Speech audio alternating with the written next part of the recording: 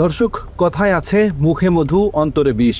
মুখে মধু নিয়ে বিষ ঢালা দুই বাপ বেটা 420, বিশে বিশে 40 আর দুজন মিলে 840। এমন দুই প্রতারক পিতাপুত্রের ভয়ঙ্কর প্রতারণা নিয়েই আমাদের নতুনভাবে যাত্রা শুরু। ক্রাইম এডিশন টিমের প্রথম অনুসন্ধান, বাপ বেটা 840।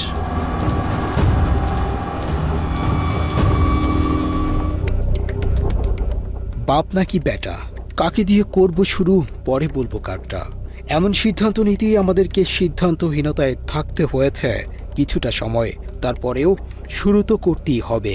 ওস্তাদের মায়ের যেহেতু শেষ রাতে, তাই পিতার কাছে যাওয়ার আগে পুত্রের অপকর্মের সূত্র ধরেই শুরু করতে চাই। মনে করে যে ফ্যামিলি নিয়ে বেরোলাম, তো চলো আমরা একটু কক্সবাজার কোথাও যাই। 30 জুলাই 2024, অগ্নিগর্ভ বাংলাদেশ। ছাত্র জনতার উপর চলতে থাকে অবর্ণনীয় গণহত্যা। সেই গণহত্যায় সবচেয়ে বেশি আক্রমণাত্মক ছিল মহানগর গোয়েন্দা পুলিশ, ডিবি। আরও সুনির্দিষ্ট করে বললে ডিবি প্রধান হারুনুর রশিদ ছিল সবচেয়ে ভয়ঙ্কর। তারা নিরাপত্তাহীনতার কথা বলছিলেন। এটা আমাদের দায়িত্ব, তাকে সেফটি সিকিউরিটি দেওয়া আমাদের কাজ। আন্দোলনের মূল নেতৃত্বে থাকা 6 সমন্বয়ককে আটকের পর আন্দোলন এক প্রকার স্মিত হয়ে পড়ে। ঠিক তখনই যুক্তরাষ্ট্র প্রবাসী সাংবাদিক ইলিয়াস হোসাইন তার ইউটিউব চ্যানেলে ডিবি প্রধান হারুনুর রশিদের টেলিফোনে এক নারীর সাথে করা আপত্তিকর একটি ভিডিও আপলোড করেন। ওই ভিডিও আপলোড করার পর হারুন ছাত্র জনতার বিরুদ্ধে অভিযান বন্ধ করে নিজের উলঙ্গ ভিডিও সরানোর অভিযানে ব্যস্ত হয়ে যান। ওই দিন বিকেলেই হারুনুর রশিদ ইউটিউবার তৌহিদ আফ্রিদিকে তার কার্যালয়ে আসতে বলেন। যেভাবেই হোক সোশ্যাল মিডিয়া থেকে তার আপত্তিকর ভিডিও সরাতে তৌহিদ আফ্রিদিকে অনুরোধ জানান। হারুনের ভিডিও সরাতে আফ্রিদি প্রথমেই বাসা থেকে তুলে আনেন সোশ্যাল মিডিয়া এক্সপার্ট মোহাম্মদ জুবায়েরকে। জুবায়ের জানান, রাতভর তাকে ডিবি কার্যালয়ে আটকে রেখে বিভিন্ন পেজ থেকে হারুনের ভিডিও সরাতে বাধ্য করে তৌহিদ আফ্রিদি। ইন্টারনেট সমস্যার মধ্যেও ফেসবুকের সাথে যোগাযোগ করে, টেলিগ্রামের সাথে যোগাযোগ করে সেগুলো রিমুভ করার জন্য যাবতীয় কমিউনিকেশন করতে থাকি। তো এরপর দিন দুপুরের দিকে ডিবি হারুন সাহেবের সাথে আমার দেখা হয় ডিবিতেই। তো উনিও তখন আমাকে নির্দেশনা দেয় যে যাতে করে ভিডিওটা কোথাও না থাকে সেটার বিষয়ে প্রয়োজনীয় ব্যবস্থা নিতে। তখন ডিবিতে আমার সাথে সমন্বয়ক যারা ছিল ওদের সাথে আমার দেখা হয়। ওইখানে আমার সাথে 2-3 জনের সাথে দেখা হয়েছিল। তখন তারা ওইখানে আটক অবস্থায় ছিল।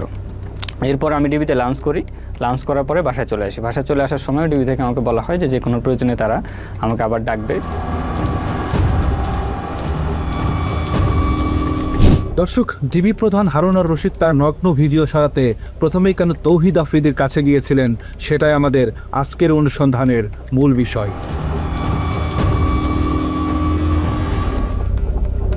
তৌহিদ আফ্রিদিকে শুধুই একজন ইউটিউবার মনে করলে ভুল হবে, বরং আফ্রিদিকে মনে করা হতো একজন অনলাইন মাফিয়া, যার নিয়ন্ত্রণে চলতে হতো সোশ্যাল মিডিয়ার জনপ্রিয় সব কন্টেন্ট ক্রিয়েটরদেরকে। কথা মতো না চললেই শুরু হতো নির্যাতন। আফ্রিদির কথা না শুনেও উপায় নেই, কারণ ডিবি, এসবি, সিআইডি, এটিইউ কিংবা সিটিটিসির শীর্ষ কর্মকর্তাদের সাথে আফ্রিদির ছিল চরম ঘনিষ্ঠতা, যে কারণে সোশ্যাল মিডিয়া জনিত যে কোনো কাজে এসব গোয়েন্দা সংস্থা তৌহিদ আফ্রিদিকে কাজে লাগাতো। আমাদের কলিজার টুকরা আমার চাচা হারুন কাকা। 30 জুলাই রাতে ডিবি প্রধান হারুনুর রশিদের গোপনাঙ্গ ওপেন হবার পর আবদুল্লাহ আল ইমরান নামে আরেকজনকে তুলে আনা হয়। হারুনের নগ্ন ভিডিও সরাতে তাকেও জোরপূর্বক বাধ্য করা হয়। টিভির হারুনের বেসিক্যালি একটা ভিডিও ভাইরাল হয়। তো ওই ভিডিওটা রিমুভের জন্য আমাকে নক করে, অ্যান্ড আমি বেসিক্যালি ওইটা রেকর্ড করে রাখি সেকেন্ড পার্টে। ওই ভিডিওটা রিমুভের জন্য বলে যে যত টাকা লাগে সে দিবে, জাস্ট ভিডিওটা সব জায়গা থেকে রিমুভ করতে হবে। তো আমরা বলি যে না, এটা পসিবল না, এটা সব জায়গায় ছড়ায় গেছে, আমার টিম এটা করতে পারবে না, মানে একটা কিছু তো বলতে হবে। সো আমি ওটা আসলে রেকর্ড করে রাখি।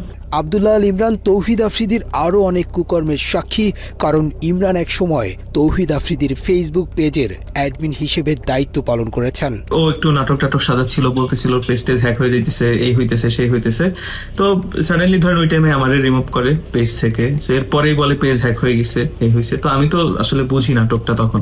আবদুল্লাহ আল ইমরান আফ্রিদির অপরাধের জগৎ থেকে বেরিয়ে যেতে চেয়েছিলেন, কিন্তু আফ্রিদির সাথে থেকে আওয়ামী লীগের পক্ষে কাজ না করতে চাওয়ায় খেসারত দিতে হয়েছে তাকে। ট্রেনে যখন আমি পোস্ট করি একটু ইনডিরেক্টলি যে ইনফ্লুয়েন্সারদেরকে আমি ইনফ্লুয়েন্সা বলি অ্যান্ড বড়লোকের এক ছেলে এরকম ম্যানেজ করতেছে এই সেই হয়, তো তখন আসলে আলটিমেটলি পোস্টটা একটু যখন রিচ পাওয়া শুরু হয় তখন আমি মানে প্রশাসনিক জায়গা থেকে লাইক যেটা সিটিটিসি ছিল ওই টাইমে, তো ওই জায়গার এক কর্মকর্তা থেকে আসলে ফোন পাই। ইমরানের সাথে আফ্রিদির একটি গোপন ফোন রেকর্ড আমাদের হাতে এসেছে, যেখানে দেখা যায় আওয়ামী লীগের পক্ষে কাজ করতে রাজি না হয় ইমরানকে সরকারি বাহিনীর ভয় দেখানো হচ্ছে। হ্যাঁ ভাই, হ্যাঁ কথা বললাম, ওরা বললো যে ভাই এটা পসিবল হবে না, কারণ হচ্ছে অনেক জায়গায় চলে গেছে, তো অনেকে রাইট ম্যানেজারে আছে, সো এতগুলো ভিডিও আসলে এগুলো এভাবে রিমুভ করতে পারবে না। মানে ফেসবুক থেকে 90% রিমুভ করলেও হয় ভাই পসিবল? এখন আসলে পসিবল হবে না, ওরা এটাই বললো যে ভাই মানা করে দেন, এটা পসিবল হবে না এভাবে। এটা কি ড্রাইভে যাচ্ছে না?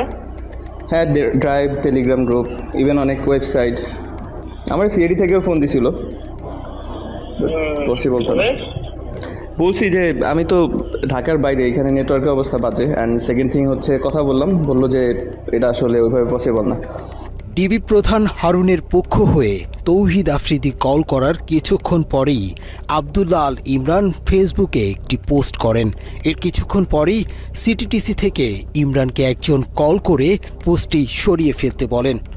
আফ্রিদিকে নিয়ে একটা পোস্ট দিয়েছো, এটা আমি কোনো আফ্রিদি বা কারো করে কোনো পোস্ট করি নাই, আমি একটা পোস্ট করছি, সেটা হচ্ছে ইনফ্লুয়েন্সার নিয়ে। ওইটা করে দরকার নেই, ওই পোস্টটা রাখার দরকার নেই, ওইটাতে একটা ঝামেলা বেরিয়ে। তুমি তো আমার তো করে আন্দোলনের পক্ষে বা ওদের কোনো পোস্ট দাও না, ব্যক্তি বিশেষ যখন গোষ্ঠী বিশেষ কি করে দিও না, তাতে কিছু ওই জায়গায় ঝামেলা হচ্ছে বা না, দেখো যে আমার পর্যন্ত আসছে।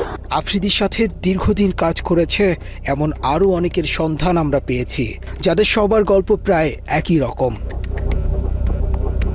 তৌহিদ আফ্রিদির নির্যাতনের শিকার হয়েছেন জনপ্রিয় কন্টেন্ট ক্রিয়েটর স্বপন আহমেদ। প্রায় এক বছর আমার ইউটিউব চ্যানেল, ফেসবুক পেজ সবকিছু ডিবির হাতে ছিল। ফার্স্ট দিন যখন আমি ডিবি অফিসে যাই, ওই দিন পিছন থেকে একজন ডিবি বলতেছিল যে স্বপন ভাই কার সাথে লাগতে গেছেন, আপনি জানেন না ডিবি হারুনের কি লাগে আফ্রিদি, আপনি আফ্রিদির সাথে লাগতে গেছেন। স্বপনের মূল সমস্যা ছিল সে আলেমদের পক্ষে এবং ভারতের বিপক্ষে কন্টেন্ট তৈরি করতেন, যে কারণে আফ্রিদি তাকে এ ধরনের কন্টেন্ট বানাতে নিষেধ করেন। আফ্রিদির কথা মতো আওয়ামী লীগের পক্ষে কাজ না করায় স্বপনকে আদালতের বারান্দায় পর্যন্ত যেতে হয়েছে। আমাকে আবার বলতেছিল, টিটকারি করে মজা করে বলতেছিল, ইসলামিক ভিডিও তো ভালোই বানান, দাজ্জাল বানায় তো ভালোই ইনকাম করছেন, কত করলেন? ভাই ওই সময় যে আমার যে পরিমাণ রাগ উঠছে রে ভাই, কিন্তু কিছু করতে পারি না। এই মামলা কোর্ট থেকে সমাধান হয়, যে বিষয় নিয়ে আমাকে মিথ্যা মামলা দেওয়া হয়েছে ওইটার সাথে আমার চুল পরিমাণ কোনো চিহ্ন পাই নাই। দর্শক, হাসি খুশি আর বিনোদনের আড়ালে ভয়ঙ্কর এক অন্ধকার জগৎ গড়ে তুলেছিলেন আফ্রিদি। রহস্যময় সেই জগতের প্রতিটি পরতে পরতে ছড়িয়ে আছে মানুষের দীর্ঘশ্বাস। এই ভিডিওটি তৌহিদ আফ্রিদির আস্তানায় ধারণ করা। এখানে নতুন কোনো কন্টেন্ট ক্রিয়েটর আওয়ামী লীগের পক্ষে কাজ করতে রাজি হলে তাকে বরণ করা হতো। লাস্ট নির্বাচনের আগে অনেকগুলো কন্টেন্ট ক্রিয়েটরকে বলা হয় যে তারা যেন দেশের বিভিন্ন উন্নয়ন নিয়ে, মেট্রো রেল নিয়ে, এক্সপ্রেসওয়ে নিয়ে, আরও বিভিন্ন রাস্তাঘাটের উন্নয়ন নিয়ে ভিডিও বানায়। তখন কিন্তু আমাদেরকে কাউকে মেবি বলা হয় নাই, ইভেন আমাকেও বলা হয়নি যে সরকারের পক্ষ নিয়ে কোনো ভিডিও বানাও বা কোনো ব্যক্তির নাম মেনশন করে কোনো ভিডিও বানাও। আফ্রিদির আয়োজনে আওয়ামী লীগের পক্ষে কাজ করতে চাওয়া কন্টেন্ট ক্রিয়েটরদের নবীন বরণ অনুষ্ঠানের ভিডিও ধারণ করা সহজ হলেও একই জায়গায় যখন কাউকে শাস্তি দেয়া হয় সেই ভিডিও রেকর্ড করা অসম্ভব। তৌহিদ আফ্রিদির নির্মম নির্যাতনের শিকার ব্লগারদের মধ্যে সবচেয়ে বেশি নির্যাতিত হয়েছেন সায়েম। তুচ্ছ ঘটনাকে কেন্দ্র করে সায়েমকে প্রধানমন্ত্রী কার্যালয়ের পাশে ইসিবি চত্বরের একটি ভবনে নিয়ে নির্মম নির্যাতন করা হয়। আজকে ওঠার মতো তথ্য হলো নির্যাতনের সময় আফ্রিদির সাথে একজন ব্রিগেডিয়ার জেনারেল সহ আরও ঊর্ধ্বতন অনেকে উপস্থিত ছিলেন। ও এখানে পায়ের উপর পা তুলে বসে হচ্ছে একটা বেনসন সিগারেট চাইলো, সিগারেট ধরায় বলতেছে ভাই এবার বিচার করেন। তো ওইখানে ব্রিগেডিয়ার জেনারেল কবির থেকে স্টার্ট করে কয়েকজন ছিলেন এবং ওখানে বলতেছিলেন যে বাকি এটা হচ্ছে ইসিবি চত্বরের ওয়াসি টাওয়ার, মানে বেধড়ক মারধর স্টার্ট করে। আফ্রিদি নিজে। ও এক হাতে সিগারেট খাইতে থাকে আর এক হাতে আমাকে ঠাস ঠাস করে প্রায় মানে আমি তো গুনতে পারি নাই, কারণ আমি তো অনেক মারধরের শিকার হয়েছি, প্রায় 30 থেকে 35টা থাপ্পড়ও আমাকে মারে খুব জোরে জোরে। আর আমি স্টিল বসেছিলাম, যে আসলে মানে আমাকে বসাই রাখছিল এরকম একটা চেয়ারের মধ্যে যে আমার আসলে নড়াচড়া করার কোনো ওয়ে ছিল না। অ্যান্ড তখনই বুঝতেছিলাম যে এই পুরো অফিসটা আসলে ওর আন্ডারেই চলে, কারণ যেখানে বসে ও সিগারেট খাচ্ছে, মেজরের সামনেও সিগারেট খাচ্ছে, পরিচয় দিচ্ছে ব্রিগেডিয়ার কবির, সেখানে প্রাইম মিনিস্টারের সাথে ছবি, এন্ড আমাকে বলতেছে এখানে অনেক এমপিরা এসে মারধরের শিকার হয়, মাইক খেয়ে যায়, এরপরে ওদের শিক্ষা হয়, আর যদি শিক্ষা না হয় তাহলে গুম করে দেওয়া হয়। তো এরপর থেকে আসলে আমরা জিম্মি হয়ে যাই যে ও তো এরকম একটা বাজে ভিডিও আমাদের করে রাখছে। সরকারি বাহিনীর কর্মকর্তাদের সামনেই আফ্রিদি সায়েমের মাথায় পিস্তল ঠেকিয়ে গুম করে ফেলার ভয় দেখায়। তোকে এখন গুম করে দেওয়া, তোর লাশ কই পড়বে এটা তোর মা বোনও খুঁজে পাবে না, তোর তো বাপ নাই, তুই তো বুঝবি না, তোর মা বোন তোরে হারাইলে বুঝবে। তুই যাই হবে তোর সাথে এটা তুই সহ্য করে নিস। ওর বাবার আর্মসের বিজনেস 2009-10 থেকে, মানে এইভাবে আমাদেরকে বলে অনেক ভয় দেখাইতো। সো ওইখানে ও নিজে পিস্তল নিয়ে যায়, আমাদেরকে পিস্তল দেখাইতে যায়। আমাদের অনুসন্ধানে আফ্রিদির নির্মম নির্যাতনের প্রত্যক্ষদর্শী আরেকজনকে পেয়েছে, যিনি দুঃখ সহ সেই দিনগুলোর ভয়াবহতা তুলে ধরেছেন। কোনো না কোনোভাবে একটা ভিডিও করবে, উল্টাপাল্টা কোনো একটা ভিডিও করবে, ধরেন ওটাও যদি মানে এনাফ এভিডেন্স না হয় একটা ব্ল্যাকমেলের ক্ষেত্রে, তখন ও কী করবে, একটা মেয়ে দিয়ে দিবে, মেয়ে দিয়ে, কারণ ওই জিনিসটা তো ভাই মানুষের সমাজে কলঙ্কিতভাবে মানুষ দেখে বা ওরা খারাপ চোখে দেখবে। সো ওই রকম কোনো না কোনোভাবে ওই মানুষটার অপদস্থ করার জন্য ওই রকমভাবে ওরে ডাউনফলে আনানোর পর দেন ওই মানুষটা তো জানে না, ওই মানুষটা জানে সে এনজয় করছে, পার্টি করছে, দেন কোনো দিন যদি ওই মানুষটা ওর কথার বিপরীতে যায়, তখন ওরে পিছন থেকে ঘাড় মটকা ধরার জন্য ওর ওই ভিডিও, ওর ওই সব জিনিস দিয়ে ও মানুষের ট্র্যাপ করে থাকে। জুলাই আন্দোলনেও আফ্রিদি দেশের জনপ্রিয় সব কন্টেন্ট ক্রিয়েটরদেরকে হুমকি দিয়ে সরকারের পক্ষে কাজে লাগানোর সব রকমের অপচেষ্টা চালিয়েছেন। ও সব ইনফ্লুয়েন্সারদের লিড দেওয়ার চেষ্টা করছে কেমনে, গভর্নমেন্টের পক্ষে ভিডিও বানাতে হবে, গভর্নমেন্টের পক্ষে ভিডিও বানাইলে তোমাদের মানে ফিউচার ব্যাকআপ আমরা দিব, এইভাবে ও মানুষ সব মানে ম্যাক্সিমাম ক্রিয়েটররে ওইভাবে মানে টাকার লোভ দিছে, যারা টাকার লোভে গেছে ভিডিও করছে তারা অনেকভাবে অপদস্থ হয়েছে। আফ্রিদির বিরুদ্ধে বেশ কয়েকজন ভুক্তভোগী নারীকে বিয়ের প্রলোভন দেখিয়ে শারীরিক সম্পর্ক করার অভিযোগ পাওয়া গিয়েছে। তাদের মধ্যে একজন এই নারী।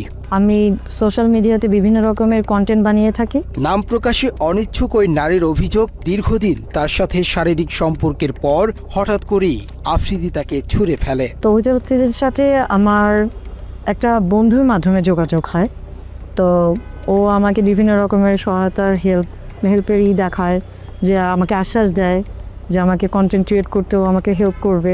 এভাবে করে আমাদের কথা চলতে থাকতো, এক সময় মানে সম্পর্কের দিকে এগিয়ে যায়।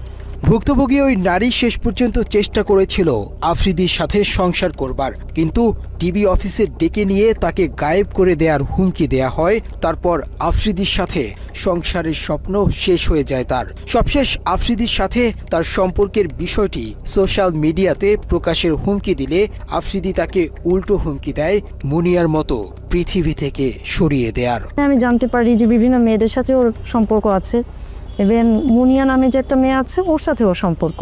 তো আমি এটা জেনে ওর সাথে আমি একটু রাগারাগি করি, কারণ এটা স্বাভাবিক, আমার একটু খারাপ লাগতেই পারে, আমি যেহেতু ওকে ভালোবেসে ফেলেছি। তো ওকে আমি বলার পরেও আমার সাথে খুব বাজেভাবে রিয়াক্ট নেয়, বলে যে একসময় এরকম বলে যে মুনিয়ার যেরকম অবস্থা হয়েছে আমারও ঠিক সেরকম অবস্থা হবে, মানে ইনডিরেক্টলি ও আমাকে ভর্তার হুমকি দেয়। ওই নারীর অভিযোগের সূত্র ধরে আমরা বেশ কিছু ফোন রেকর্ড হাতে পাই, যেখানে মুনিয়ার বাসায় আফ্রিদির যাওয়া আসা এবং বিভিন্ন সময় ঘনিষ্ঠতার প্রমাণ মেলে। মুনিয়ার সাথে আফ্রিদির ঘনিষ্ঠতা এবং আরেক প্রেমিকার বক্তব্য মেলারে মুনিয়ার হত্যার রহস্য অন্যদিকে মোড় নিতে পারে। কি জানি মাত্র বললাম, এটা রিপিট করো। বলছে রসকস থাকবে না, মানে তুমি টাইম দিবা না, এটা তো আছেই। ও রসকস থাকবে না বিয়ের পর, বিয়ের আগেই রসকস না, বিয়ের পর তো আরো দূরে।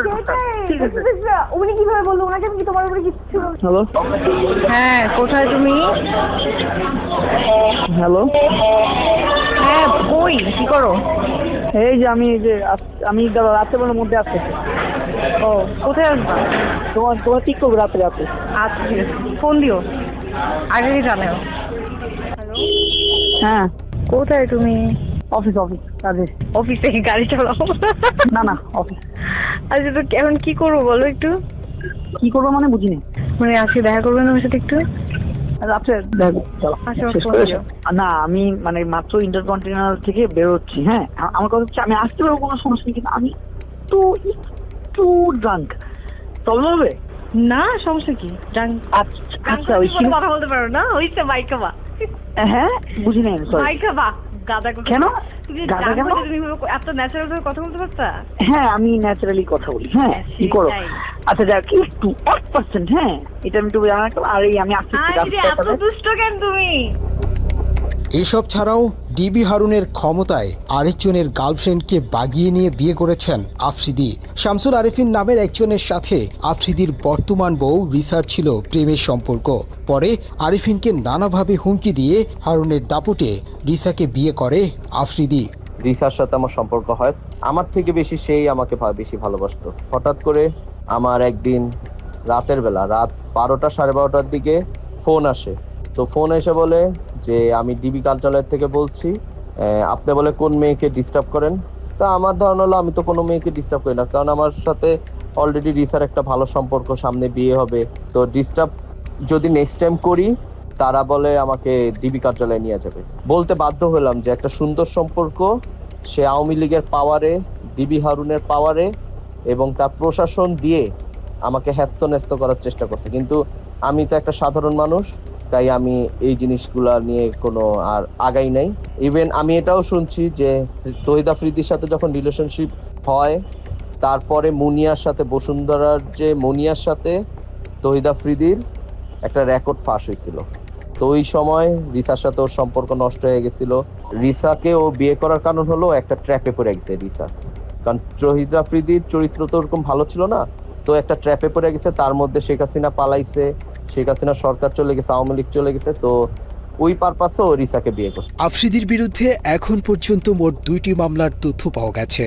এসব মামলার মধ্যে যাত্রাবাড়ি থানার CR 565/24 নম্বর মামলার অভিযোগে বলা হয়েছে জুলাই আন্দোলনে আসাদুল হক বাবু নামের এক বিক্ষোভকারীকে সরাসরি হত্যার পরিকল্পনা ও বাস্তবায়নে কাজ করেছে তৌহিদ আফ্রিদি। মামলার অভিযোগে আরও বলা হয়েছে আন্দোলনের সময় যাত্রাবাড়িতে হাসিনার পক্ষে অস্ত্র সরবরাহ করেছে তৌহিদ আফ্রিদি। মামলা তো একটা চলমান অবস্থায় আছে আর কি। আমরা এটা তো মানে এখনো আমরা আন্ডার ইনভেস্টিগেশনে আছে, এই পর্যায়ে আছে। একই সাথে বাড্ডা থানায় আফ্রিদির নামে আরও একটি হত্যা চেষ্টা মামলা রয়েছে। মামলার বাদী জুলাই আন্দোলনে আহত মোহাম্মদ দুর্জয় আহমেদ আফ্রিদিকে 46 নম্বর আসামি করে এজাহারে উল্লেখ করেন 2024 সালের 20 জুলাই মধ্য বাড্ডা ইউলুপ এর নিচে অবৈধ অস্ত্র দিয়ে আন্দোলনকারীদের ওপর এলোপাথারি গুলি চালায় আফ্রিদি, যার একটি গুলি লাগে জুলাই যোদ্ধা দুর্জয়ের বাম চোখে। প্রিয় দর্শক, অনুসন্ধানের শুরুতেই আমরা বলেছি ক্রাইম এডিশনের আজকের পর্বের নাম বাপবেটা 840। আমরা এতক্ষণ অর্ধেক নিয়ে আলোচনা করেছি, কিন্তু আমাদের অনুসন্ধানে উঠে আসা অপরাধনামার অর্ধেকখানি করিয়াছে পুত্র, অর্ধেক তার বাপ। নাসির উদ্দিন সাথী জন্মদাতা কিনা সেটা বলা মুশকিল, তবে খাতা কলমে তৌহিদ আফ্রিদির বাবা। খাতা কলমে কেন সেই আলাপে যাওয়াটা ঠিক হবে না, তার চেয়ে নাসির উদ্দিন আমল নামাতেই থামা যাক। নাসির উদ্দিন সাথী এবং তৌহিদ আফ্রিদির প্রতারণার হাতেখড়ি পারিবারিকভাবেই হয়েছে। একসময় নুন আনতে পান্তা ফুরানো সাথীর অর্থবিত্তের পুরোটাই জোর জবরদস্তি আর 2 নম্বরি করে কামানো। কাঁথা বালিশ মাথায় নিয়ে লঞ্চে চড়ে ঢাকায় আসার আগে জমি দখলের কৌশলটা সাথী বরিশাল থেকেই অনুশীলন করে এসেছেন। নাসির উদ্দিন সাথীর উত্থানের একমাত্র সিঁড়ি মাই টিভি, কিন্তু সেই মাই টিভি দখলের ভয়ঙ্কর গল্প শুনলে আতকে উঠবেন। নাসির উদ্দিন সাথী নিজেকে মাই টিভির চেয়ারম্যান দাবি করলেও তিনি ছিলেন মাই টিভির একজন কর্মচারী মাত্র। অনুসন্ধানে আমরা বিলকিস বেগম নামে এক নারীর সন্ধান পেয়েছি, যিনি মাই টিভির আসল প্রতিষ্ঠাতা। বিলকিস বেগমের আস্থাভাজন কর্মচারী নাসির উদ্দিন সাথী যেভাবে মাই টিভি দখল করেছেন, সেই গল্প সিনেমাকেও হার মানাবে। নাসির উদ্দিন সাথীর সাথে আমার পরিচয় ছিল। ও একটা এডিটিং হাউস ছিল শান্তিনগরে। ও সব জায়গায় সিডি দিত, সব প্রত্যেকটা চ্যানেলে সিডি দিত। ও আমাকে সিডি দিতে আসছে। সিটে দিতে আইসা পরিচয় হয়েছে। তখন ওই যে আসতে যাইতে যাইতে যাইতে যাইতে একটা কোনো সম্পর্ক সৃষ্টি হয়েছে। ও তো টাকা পয়সা ছিল না, একটা সময় কোনো টাকা পয়সা ছিল না, বড়লোক হয়েছে। ও মানুষকে বলছে যে আমি মাইটিভির মালিক, বলে বলে মানুষকে ঠকায় টাকা নিছে, মালিক বানাবে। কিন্তু ও তো মালিক বানাতে পারবো, মালিক তো আমি বানাতে পারবো, কারণ প্রতিষ্ঠানের মালিক আমি বানাতে পারবো। ও সবার কাছে টাকা নিয়ে নেয়, তারপরে ওই মালিকগুলো হয়েছে। ওর একটা হাউস ছিল, ও একটা এডিটর ছিল, জাস্ট একটা একজন এডিটর। মাইটিভি দখল করেও ক্ষান্ত হননি, বিলকিস বেগমকে নানাভাবে হত্যারও চেষ্টা করেছিল নাসির উদ্দিন সাথী। এখনও আমি চলতে পারি না রাস্তায়, ও আমাকে বাইরের দিয়ে লোকজন দিয়ে আমাকে অ্যাটাক করে, আমাকে ভয়ভীতি দেখায় যে মাই টিভি আপনি চালাবেন না, মাই টিভিতে আপনি আসবেন না, মাই টিভি আমরা চালাবো। তাতেই সব দিকেই লাগায় রাখছে লোকজন, এরকম সন্ত্রাস পার্টি এগুলো আমাকে হয়রানি করে, এখনও করতেছে। মাইটিভির চেয়ারম্যানের ছেলে পরিচয় দিয়ে সম্ভ্রান্ত বিত্তবান পরিবারের সন্তান হিসেবে হেলিকপ্টারে ঘুরে বেড়ানো তৌহিদ আফ্রিদির পিতা ছিলেন বিলকিস বেগমের স্বল্প বেতনের কর্মচারী। এক সময় যার 10 টাকার জন্যেও বিলকিস বেগমের কাছে হাত পাততে হতো। আওয়ামী লীগ থাকতে আওয়ামী লীগের ক্ষমতা দেখায়া ও ডিবি হারুনকে দিয়ে আমাকে অ্যারেস্ট করাইছে। 2 দিন আমি জেলও ছিলাম। বাংলাদেশে যারা অন্যায়ভাবে একটা মিডিয়া একটা সবার কাছে একটা গ্রহণযোগ্য, সেই মিডিয়া নিয়ে সে করছে, প্রতারণা করছে আমার সাথে, মিথ্যা করে সে চালাচ্ছে। সে তার পকেটে ছিল 10 টাকা, সে কোটি কোটি টাকার মালিক হয়েছে আমার মাই টিভি দিয়ে। এবং উল্টা আমাকে মামলা দিয়ে হয়রানি করে দূরে রাখছে। ও টাকা ইনকাম করে ও নিয়েছে, আমার প্রতিষ্ঠান ইনকাম করে ও। পকেটে 10 টাকা না থাকার সাথী আজ হাজার কোটি টাকার মালিক। প্রতারণার মাধ্যমে দখল করা এক মাই টিভির ওপর ভর করে সাথীর পরিবারের সবার ঘরে লাল নীল বাতি জ্বলছে আর অন্ধকার হয়েছে অনেকের ঘর। এলাকায় বিভিন্ন মানুষের বাড়িঘর দখল করে মাই টিভির সাইনবোর্ড ঝুলিয়ে দিয়েছে নাসির উদ্দিন সাথী। আমাদের নতুল্লাবাদের জায়গা ক্ষমতার বলি ভুয়া কাগজপত্র দিয়া, আর আমার 1 বছর টিভিতে যাইছে অমুক সমুক আমি ইত্যাদি আমার কেনা জায়গা আমি সব করে রায় পাইছি, রস্তমে হাইকোর্ট সুপ্রিম কোর্ট, কিন্তু ক্ষমতার প্রতি রায় পাই। বিলকিস বেগমের কাছ থেকে দখল করা মাই টিভির বর্তমান যে ভবনটি রয়েছে সেটিও দখল করা। ভুক্তভোগী ব্যক্তি আইনজীবী হবার পরেও সাথীর সাথে পেরে ওঠেননি, কারণ টাকা আর সন্ত্রাসী বাহিনীর দাপটে দিব্যি জবরদখল করে রেখেছেন ভবনটি। 2012 সালের শেষ দিকে আইসা, নভেম্বর ডিসেম্বর মাসের দিকে আইসা এই নাসিরউদ্দিন সাথী মাই টিভি লোকজন নিয়ে আসে আমাদেরকে এইখানে বলে যে এটা তার জায়গা, এই জায়গা তার, সেই জায়গা করছে, পাওয়ার অফ অ্যাটর্নি করছে, এই জায়গার মালিক সে, এইসব করতেছে। হ্যাঁ, তো আমরা তো এইসব বুঝি নাই। আসলে এর আগে সে ঘটনা যা ঘটাইছে এটা হলো গিয়া যে ওই 2012 সালের নভেম্বর মাসে 6 তারিখ সে ওই 521-22 দাগে ওইখানে সে জায়গাটা দখল করতে গেছিলো, দখল করতে পারে নাই।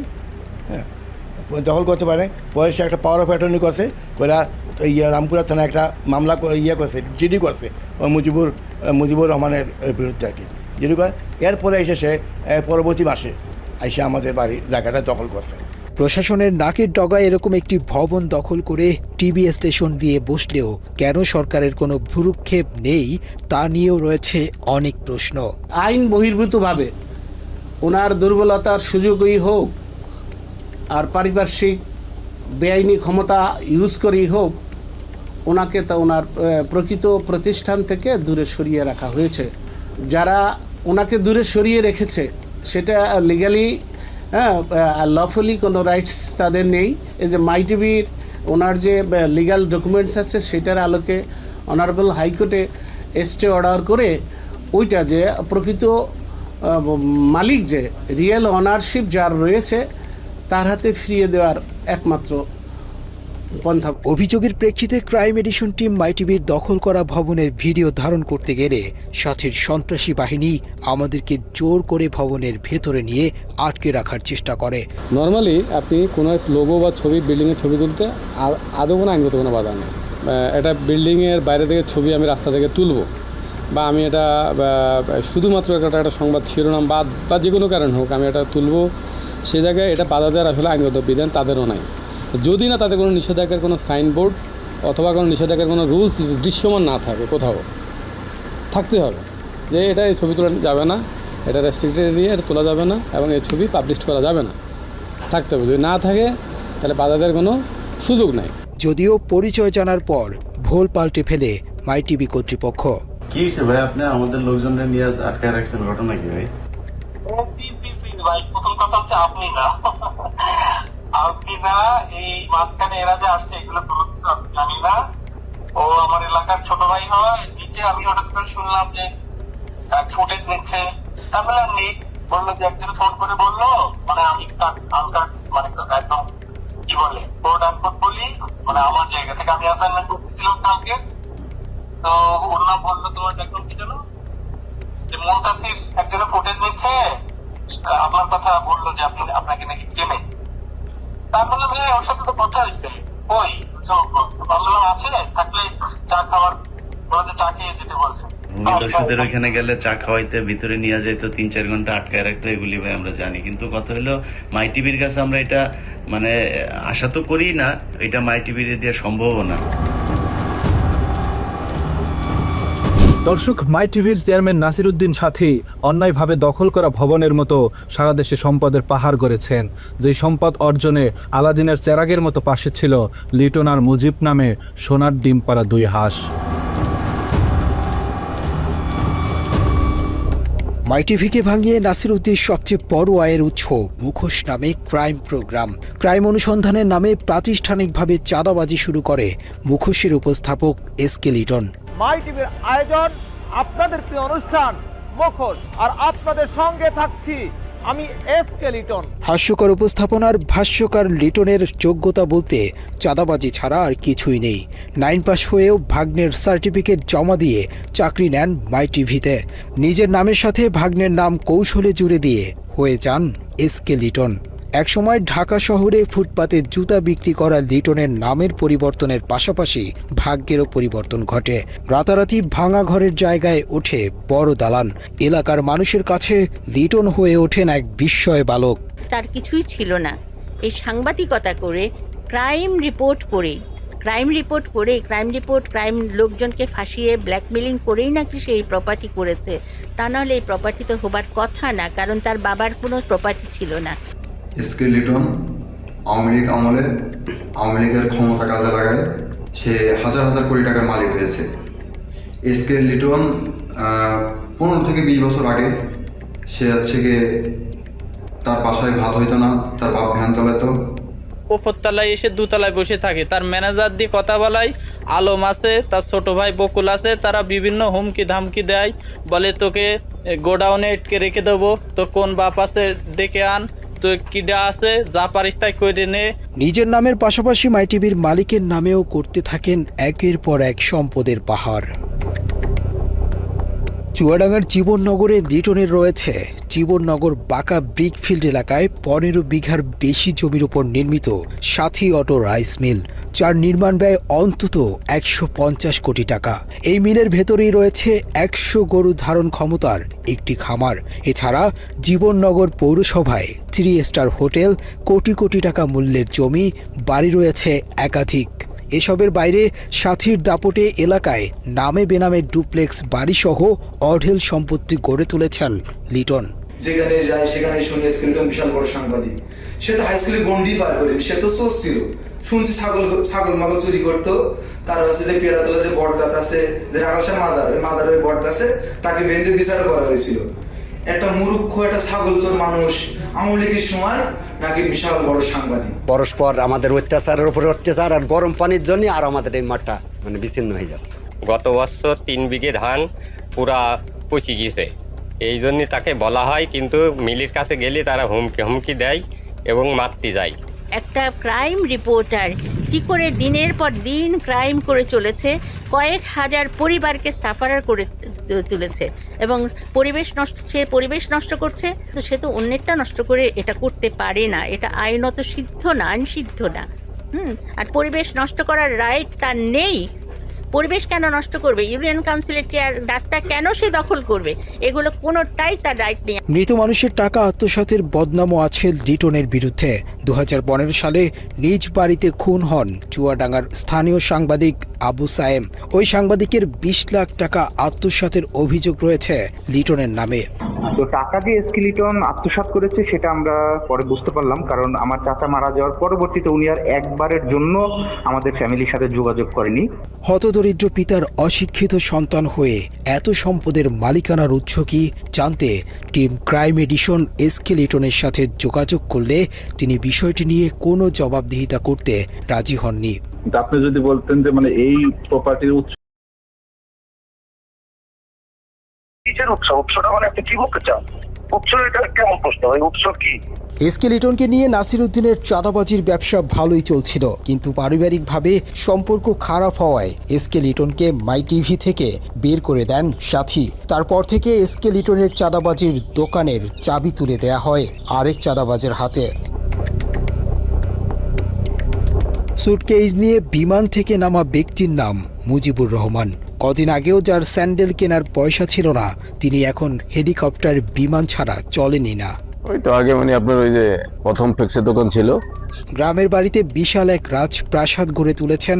কে বলবে এই তো কদিন আগেই ফ্ল্যাক্সিলোটের দোকানে কাজ করত এই মুজিব। চাঁদা তুলে আনা টাকায় এলাকায় নাকি মানুষকে দান খয়রাত করে থাকেন, কিন্তু এত টাকার উৎস কি?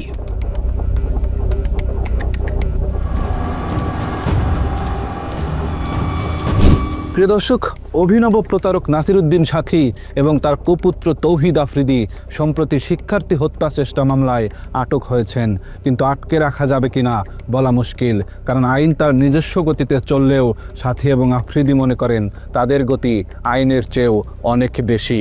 জেলে ঢোকার আগেই তারা বের হবার দরজা খুলে গেছেন।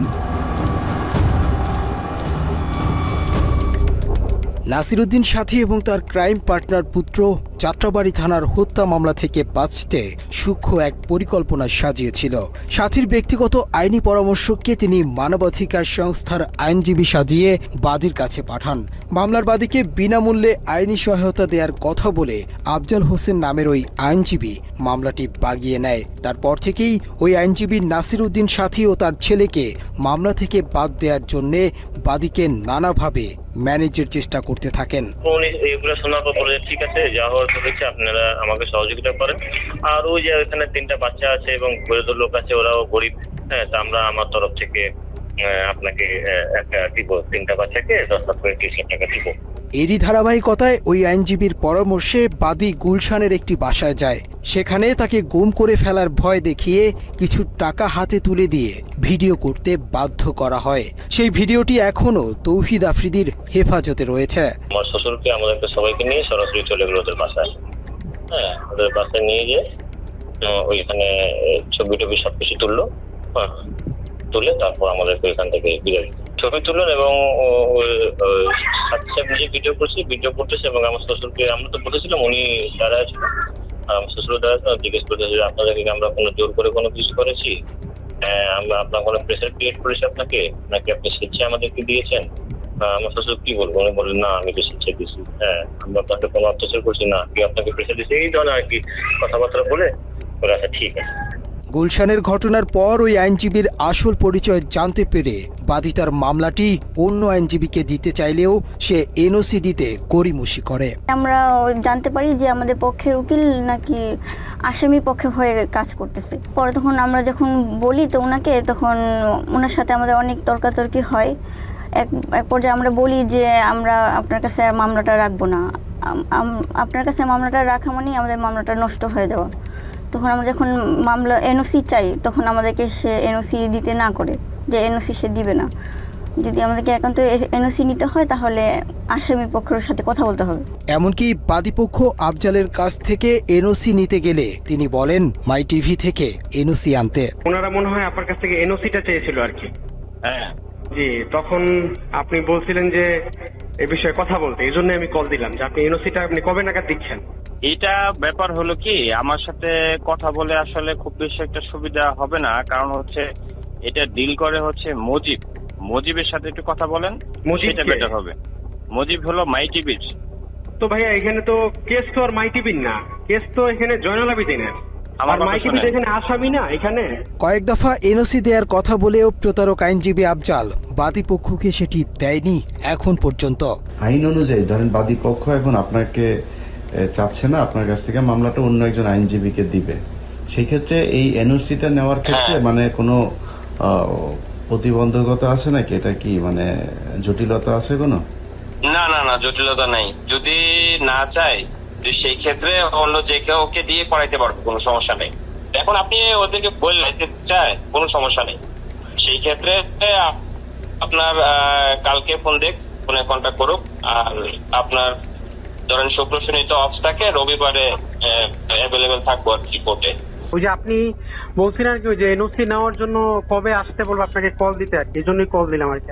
ও আচ্ছা আচ্ছা আচ্ছা, এটা হচ্ছে আপনি এটা ডেট কবে? 12 তারিখে না? 12 তারিখে আসেন, 12 তারিখে 12টার মধ্যে আসবেন দুপুরে। তবে মামলার এনওসি চাওয়ার তথ্য প্রমাণ থাকলেও আফজল হোসেন বলেন তার থেকে কোনো ছাড়পত্র চাওয়াই হয়নি কখনো। বাদীপক্ষ আমার কাছে সরাসরি ছাড়পত্র বলতে এনওসি আর কি, নো অবজেকশন সার্টিফিকেট, এইটা চাই নাই। ইতিমধ্যে তারা অন্য আইনজীবীর কাছে ছিল, তার কাছ থেকে এনে আমাকে এনওসি দিয়েছে।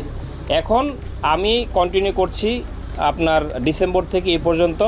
এখন বাদীপক্ষ যদি মনে করে, বাদীপক্ষ বলতে জয়নাল আবেদিন সাহেব যার ছেলে মারা গিয়েছে, সে যদি মনে করে যে আমার চেয়েও বেটার অথবা বেটার সার্ভিসের জন্য অন্য কোনো আইনজীবীকে দিয়ে পরিচালনা করবে, মামলা অন্য কাউকে দিয়ে পরিচালনা করতে ইচ্ছুক, তাহলে যে কোনো সময় আসলে তারা এনওসি নিতে পারে, ওইটা কোনো সমস্যা নেই। নিজেদের আইনজীবী দিয়ে বাদীর মামলা পরিচালনা করে তারা মামলা থেকে অব্যাহতি পাবার সব পরিকল্পনা বাস্তবায়ন করে। সেই সাথে নুরুল হক নূরকেও মোটা অঙ্কের টাকার বিনিময়ে তাদের বাগে নেয়। অনুসন্ধানে আমরা রাহি নামের আরেকজন জনপ্রিয় কন্টেন্ট ক্রিয়েটরের সাক্ষাৎকার নিয়েছি, যাকে গত 3 মাস আগেও ডেকে নিয়ে নির্যাতন করা হয়। রাহিকে জুলাই আন্দোলনে হাসিনার পক্ষে কাজ করাতে 3 লাখ টাকা অফার করেছিল আফ্রিদি, কিন্তু রাহি তার কথা না শুনে ছাত্রদের পক্ষে অংশ নেয়।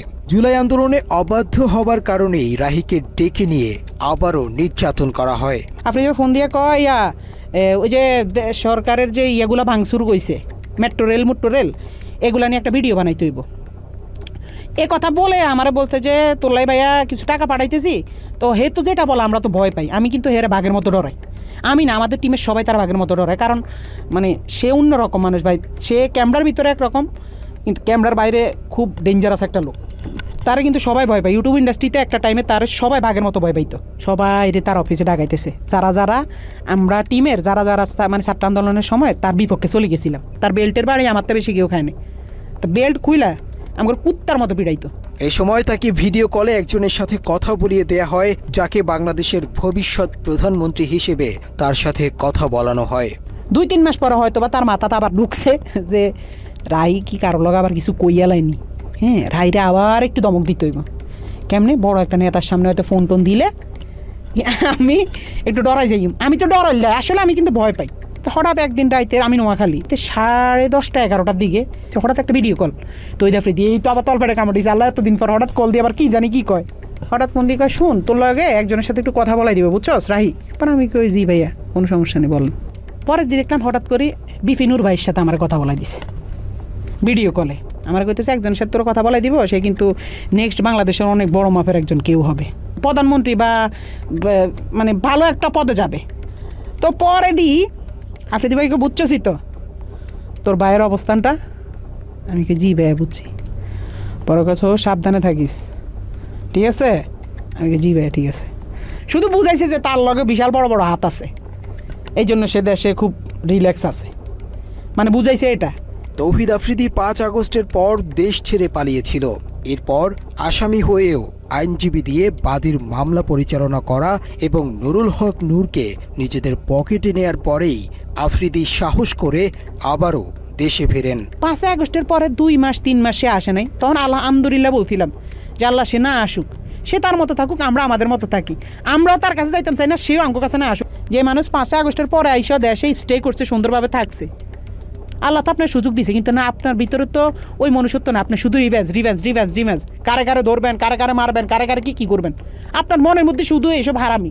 আল্লাহ কি আমরা ছাড় দিব? এসব কারণে তো আল্লাহ আমরা ছাড়ে না। এভাবেই বাপ বেটা মিলে তিলে তিলে গড়ে তুলেছেন অপরাধের এক ভয়ঙ্কর সাম্রাজ্য। আমরা বৈষম্যহীন স্বাধীন এই দেশে এরকম অপরাধীদের দৃষ্টান্তমূলক শাস্তি দেখতে চাই। বাবার টেলিভিশনকে কাজে লাগিয়ে আর কোনো পুত্র যেন তৌহিদ আফ্রিদির মতো ভয়ঙ্কর অপরাধী হয়ে উঠতে না পারে। দর্শক, আজ এ পর্যন্তই। আবারও দেখা হবে ক্রাইম এডিশনের নতুন কোনো পর্ব নিয়ে। বাংলা এডিশনের সাথেই থাকুন। অন্ধকারে আলো খুঁজতে আমরাও আছি আপনাদেরই সাথে। ভালো থাকবেন সবসময়। আল্লাহ হাফেজ।